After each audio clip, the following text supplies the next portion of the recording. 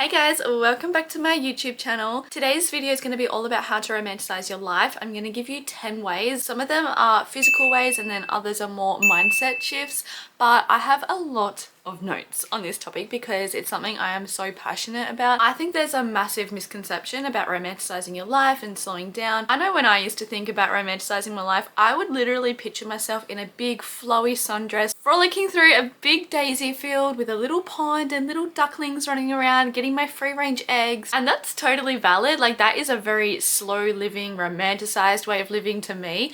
But it's not realistic. So I've worked really hard to make sure that this list is very realistic and that everyone can do. Whether you're someone living in New York City, working a 9 to 5, climbing the corporate ladder, or you live in the countryside, you're a stay-at-home mom raising your children. I want everyone watching this video, no matter what kind of lifestyle you have, to be able to take things away from this video and actually incorporate it into your own life. So let's get into it.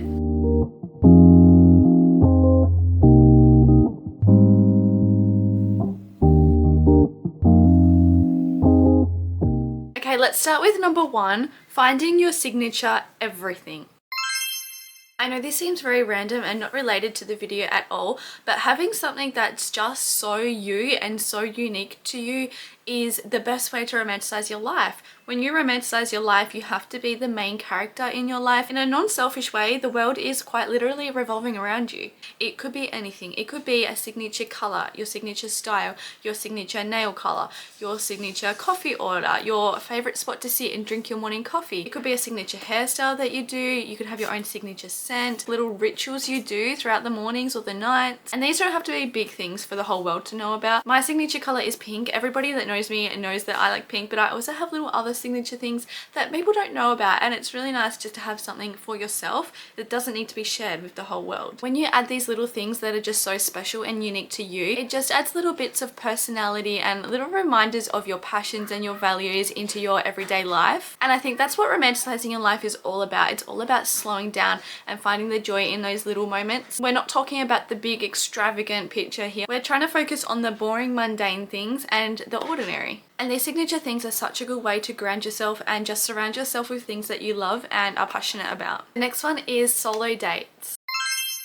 I've done a whole series on TikTok about solo dates, so if you guys want a separate video on this, let me know because I have so many ideas. I think solo dates are so important. Like, you need to be spending time by yourself. And I know that can be a really uncomfortable feeling for people who don't like to be alone, but spending time with yourself actually helps you to reconnect with your passions, your interests. It helps you reflect on things. It just gives you that full focus on yourself. And remember, we are the main characters. I have a really intense list on solo date ideas, so I'm going to go through some now, but I think I am going to do a bigger video on this so we can go more in depth. Okay, so some ideas that I have are: go watch the sunset, have a picnic by yourself, go to a cafe that you've never been to before, do your own paint and sip at home. I did that and it was so much fun. Go for a bike ride, go thrifting, write your future self a letter. We're actually going to talk more about that one soon. Have a spa day at home or go out and have a spa day at a salon. I have so many more ideas, but that's just to give you a little push in the right direction. Number 3 is more about mindset rather than a physical thing that you can just do,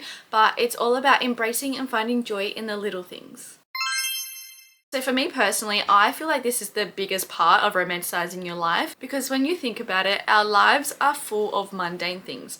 And it doesn't even matter if you're Alex L and you're living a really extravagant lifestyle, your day is still going to be filled with those ordinary, boring tasks. We all have to drive to work or to school or to the shop or wherever we need to go. We all have to go to the supermarket to get groceries. We all need to get ready in the morning, get dressed and brush our teeth. We all need to cook dinner unless you're lucky enough to have a chef, which a lot of us don't, so let's keep this realistic. Whether you work a 9 to 5 or you're staying at home, it's just the same thing day in and day out. And I know that gets really boring and repetitive. Everything feels very mundane, but I don't think it's realistic to have the goal to change that and make every day really exciting and extravagant. I think it's more realistic to find little pieces of your day and just make the most of them. Like, find the joy in the little tiny mundane things. And there's a few little ways to do this. So one is being present in each little moment, even if it's boring. For example, when I make my coffee in the morning, I'm like, this is going to be the best coffee ever. I go sit on my favorite spot on the couch, I open the blinds so the sun just pours in, and I get my blanket because it's winter right now and it's freezing, and I just sit and drink my coffee, and I try not to go on my phone, and I just be present. If the kids are up, it's a good moment just to sit down with them and chat about the day. A good example is when you're driving to work or you're driving to school, wherever it is. I used to have to drive a very long distance to get my little one to daycare, and it was the most boring drive. I absolutely hated it. But then I started putting on a podcast. It was actually Try Not to Care by Ashley Corbo.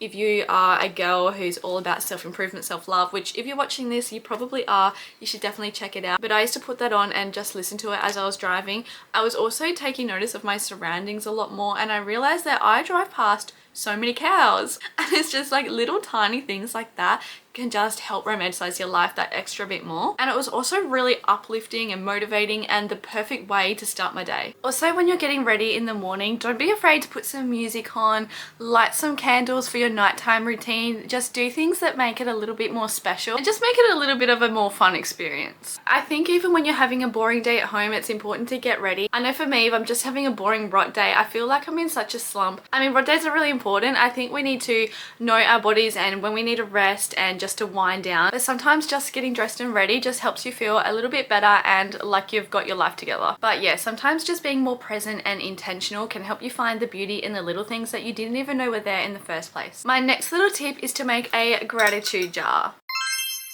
So this is my little gratitude jar. You could do this however you want, but every day or every week or monthly even, whatever works for you, you write down one thing that you're grateful for and then you pop it in a jar. When it's time to open this, you're going to be filled with all these little reminders of all the things that happened that you're grateful for, all the little blessings and the positive things. You're going to feel so good reading each one, and it's a really good way to practice gratitude because it's really easy to focus on all the bad things, all the negative things, and the whole glass half empty mindset. But this is a great way to shift that and focus on all the positive things. And this kind of takes me to my next point, which is creating a journal or a diary.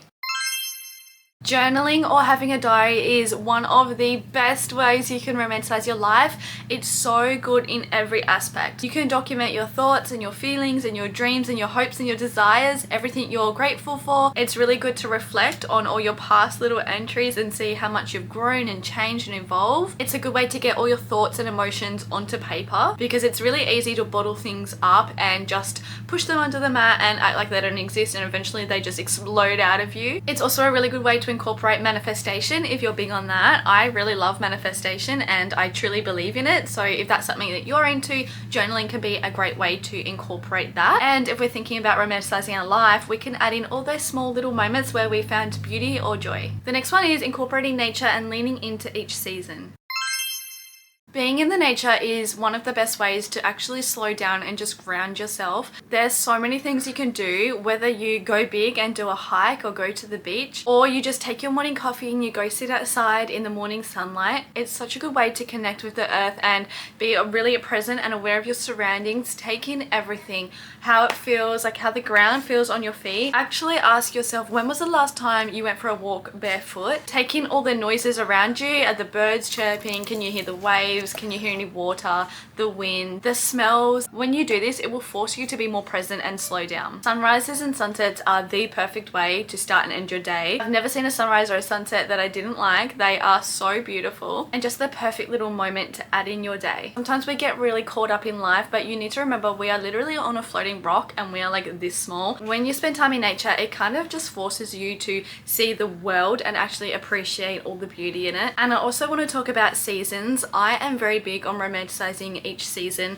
I have already done a video all about romanticizing winter. If you haven't seen that, you should definitely check it out. But each season is so special in its own little way. I am not a big fan of winter. That's why I really focused on romanticizing my winter. But what I like to do is I like to make little vision boards at the start of each season, and it basically just sets the vibe or the aesthetic for that season ahead. So you've got winter where it's really cozy, snuggly, think fireplaces and hot chocolates. And then you've got spring, which is all about flowers and blooming and warmer weather. And then you've got summer, which to me is all about going to the beach, having late night barbecues, spending a lot of time outside. Autumn is beautiful, all the colors on the trees. I also like to experiment a lot with my fashion in the autumn. I think leaning into each season and finding the little bits of joy out of each one really helps you to romanticize your life. My next one is giving compliments or saying hi to strangers.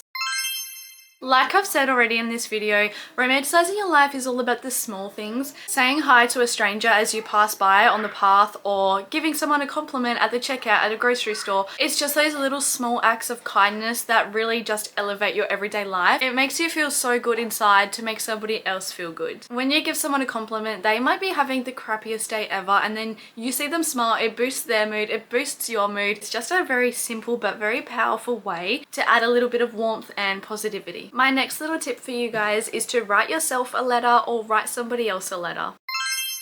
When was the last time you received a handwritten letter in the mail? Or when was the last time you actually wrote one, put it in an envelope, put a stamp on it, and put it in the post? It's probably been a really long time. It feels so good to receive a handwritten letter. And for me, when I receive one, I'm like, oh my gosh, like somebody actually thought of me. They took that little time out of their life to think about me and send me a letter. It doesn't even matter if they live close by. It's that little extra personal touch that makes it so much better than just receiving a message on your phone. Another idea, something I've actually done myself in one of my solo dates, is to write a letter for your future self. What I like to do is ask my future self questions and then also answer them as present me as well. So some questions you could ask is, what are you currently doing? I would answer that now, and then in a year or however long you want to do it, you can make another letter and answer that. So your answer could be completely different to what your present self has said, and that is such an amazing way to see all the growth that you've had and reflect on where you was to where you are now. You could also do it in a video format, or you could do it as a letter. It's completely up to you, but sometimes you don't realize just how far you've come until you actually go back and remember where you were. My next one is self-care. Self-care seems like such an obvious one, but I feel like we should definitely include it in this list because it's so important.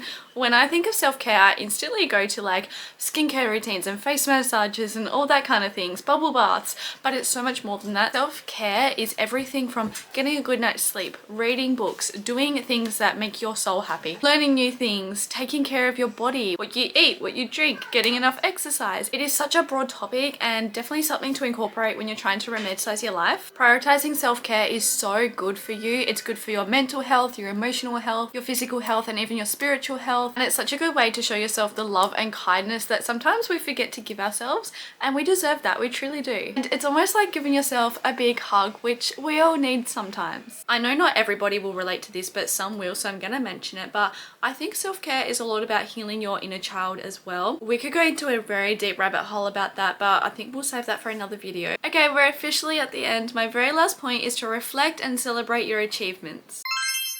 I won't spend a whole heap of time talking about this because I feel like I've sprinkled it throughout the whole entire video, but it is so empowering to reflect on where you were, how much growth you've had, or your successes along the way, and actually celebrate that. Whether it's big or small, it doesn't matter whether you celebrate in a big way or a little way. Just make sure you're celebrating, because otherwise, what's the point? Even celebrating all the little milestones that you check off to get to your big goal, I think it's just so important. It keeps us in check, and I think we all deserve to celebrate all the amazing things we've done. I really hope you guys like this video. Like I said, I am very passionate about this topic. I'm very big on romanticizing your life and slowing down and living a very soft life. I'd also love to hear about what kind of things that you guys do, anything that I've missed. I know there's a million other ways to romanticize your life, like buying yourself flowers, getting up and dancing in the morning, but I just wanted to give some main points, and I hope that you can at least take away one of these ideas and incorporate it into your own life, no matter what kind of life that you're living right now. That was my main goal of the video, so let me know if any of these are relatable, what you think will work for you, what won't work for you. Any feedback at all is really important to me, and I would definitely take it on board. Anyway, that is all for now. If you're still here watching this right now, thank you so much from the bottom of my heart. All your guys' support means the absolute world to me, and I truly cannot thank you enough for watching my videos and supporting me. I really hope you enjoyed this video. I can't wait to see you guys again on Wednesday for another mini video, but that is all for now. Bye guys!